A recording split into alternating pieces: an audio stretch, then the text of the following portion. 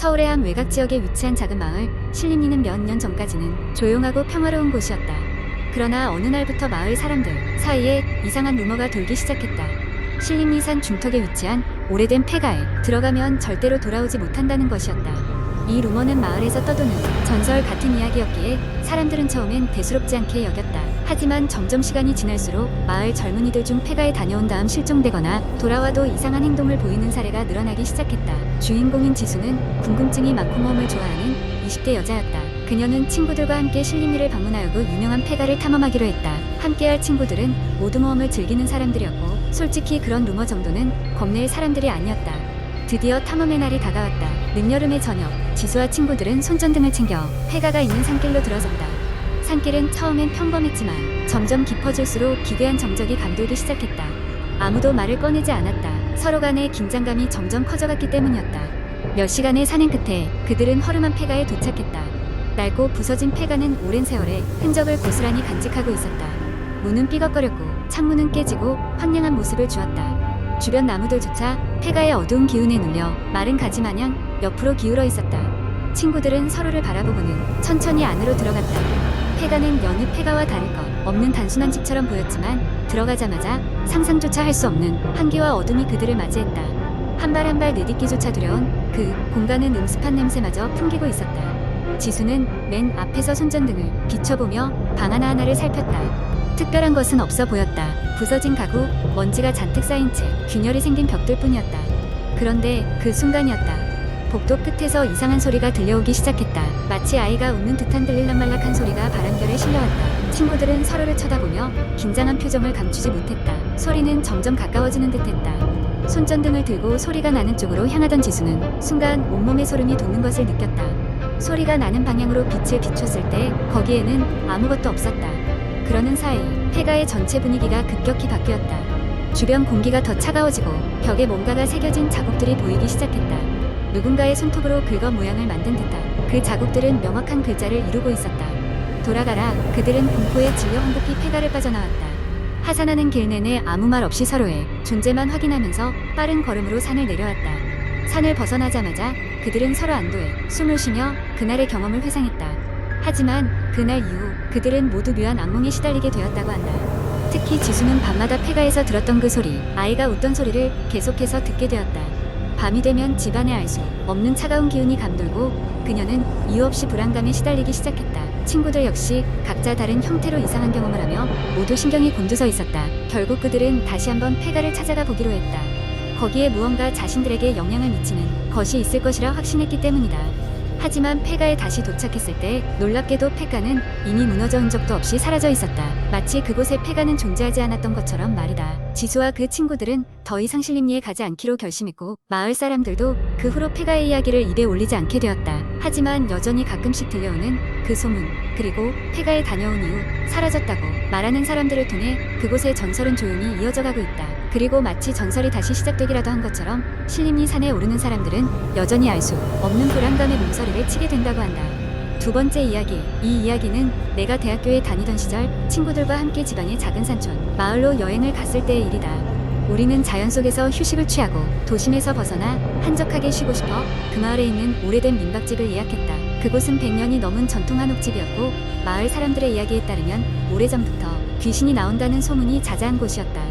하지만 우리 중 누구도 그렇게 험한 일을 겪은 적이 없었기에 별로 개의치 않았다. 우리가 그곳에 도착했을 때 마침 해가 지고 있었다. 마을은 아주 고요하고 한적했으며 민박집 주인은 우리를 반갑게 맞이해 주었다. 그는 우리에게 그 마을의 역사와 민박집 물가거에 대해서도 몇 가지 이야기를 해주었지만 우리는 그다지 귀담아 듣지 않았다.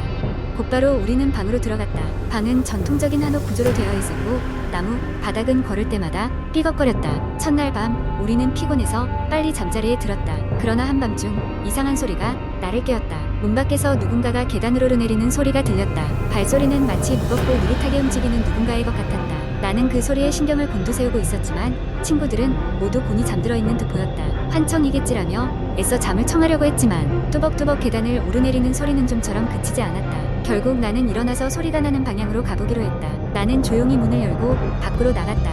복도는 어둡고 불안감을 조성하는데 분명 어디선가 정말로 아주 희미한 발자국 소리가 들려왔다. 소리는 오래된 나무 계단 쪽에서 계속되고 있었다.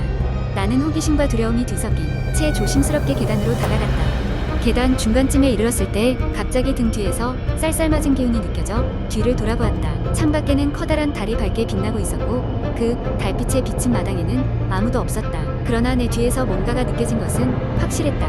나는 두려움에 닫힌 방으로 돌아오려 했지만 발걸음이 바로 뒤에서 갑자기 멈췄다. 숨을 죽이고 귀를 기울이자 한 여자의 흐느끼는 듯한 소리가 들려왔다.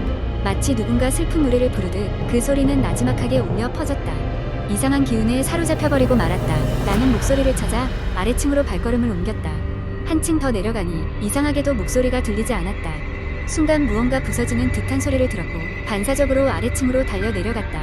아래층 거실에는 누군가의 형체가 보였다. 옅은 달빛 속에서 하얀 치마를 입은 여자가 오랫동안 방치된 것 같은 낡은 피아노 앞에 앉아 있었다. 나는 숨을 죽이고 그녀가 움직이는 것을 지켜보았다. 여자는 손을 천천히 올려 피아노 건반을 두드리기 시작했는데 전혀 소리가 나지 않았다. 그 순간 여자가 나를 돌아보았고 나는 그 모습에 온몸이 얼어붙고 말았다. 얼굴 전체가 창백했고 눈은 감정이 없는 채로 나를 응시하고 있었다. 그녀는 입을 열어 무언가 말을 건넸지만 나는 귀를 막고 도망치듯 위층으로 달려나왔다. 방에 돌아와 문을 걸어 잠그고 심장이 터질 듯이 뛰는 소리를 들으며 내 머릿속엔 오직 잊고 싶다는 생각뿐이었다. 그날 이후 우리는 아침 일찍 그곳을 떠났다. 무슨 일이 있었는지 친구들에게 얘기하지 않았지만 내 얼굴에서 무슨 일이 있었는지 금방 눈치챘는지 아무도 그 일에 대해 묻지 않았다. 집에 돌아와 나는 그 마을과 민박집에 대한 여러 가지 기록을 찾아보았다. 알고 보니 그 마을의 한 옛날 이야기엔 슬프게 죽은 피아니스트의 전설이 있었다. 그 전설 속 여인은 자신의 피아노 곡을 끝마치기도 전에 생을 마감했고 그 곡을 완성하기 위해 아직까지도 집을 떠나지 못한 채 피아노 앞에 앉아있다는 것이었다. 나는 더 이상 그 마을이나 민박집에 대해 알아보지 않기로 했다. 그날 밤의 기억은 비록 소름 끼치고 불안감을 안겨주었지만 동시에 그 여자에 대한 측은함도 느껴졌다. 아마 그녀는 그저 자신의 음악을 완성하고 싶었던 것이 아닐까? 이후로 그 이야기는 친구들 사이에서도 입소문이 났고 여러 사람들이 그곳에 찾아가길 꺼려하게 되었다. 나에게 그 기억은 잊을 수 없는 공포와 미스터리로 남아있다. 그리고 여전히 밤이 깊어질 때면 그 피아노 곡에 흐느끼는 소리가 들려오는 듯한 느낌이 들곤 한다. 세 번째 이야기. 어느 여름철 나는 대학 친구들과 함께 캠핑을 가게 되었다. 목적지는 깊은 산속에 위치한 작은 캠핑장이었는데 이곳은 낮에는 아름다운 자연 경관으로 유명했지만 밤이 되면 어딘지 모르게 음산한 분위기를 풍기는 곳이었다. 우리는 도착해서 캠핑 장비를 설치하고 산 주변을 탐색하며 하루를 보냈다.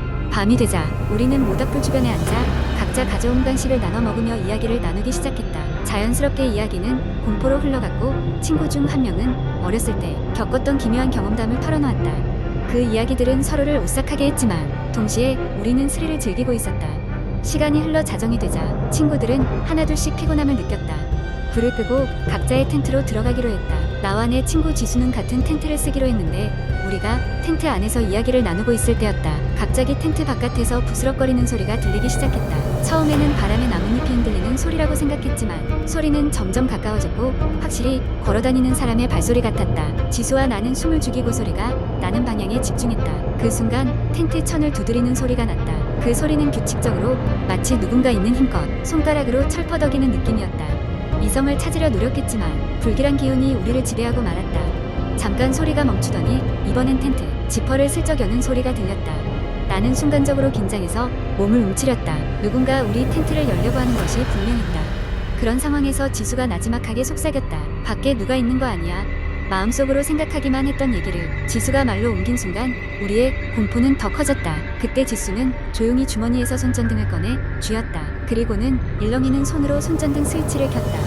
작은 빛이 텐트 내부를 비췄고 곧이어 지퍼 근처로 빛을 향하게 했다. 텐트 밖에는 아무것도 없었다. 그런데도 소리만큼은 분명히 들렸다. 지수와 나는 서로를 쳐다보며 무언가를 결심한 것처럼 나오자마자 주변을 살펴보기로 했다. 우리가 조심스럽게 텐트를 나가 주변을 조사해본 결과 이상하게도 발자국이나 흔적은 발견되지 않았다. 그 순간만큼은 더 무서웠다. 사람이 지나갔다면 당연히 뭐라도 흔적이 남아야 했기 때문이다. 하지만 아무것도 없었다. 우리는 다시 텐트로 돌아와 뜬 눈으로 밤을 지새웠다.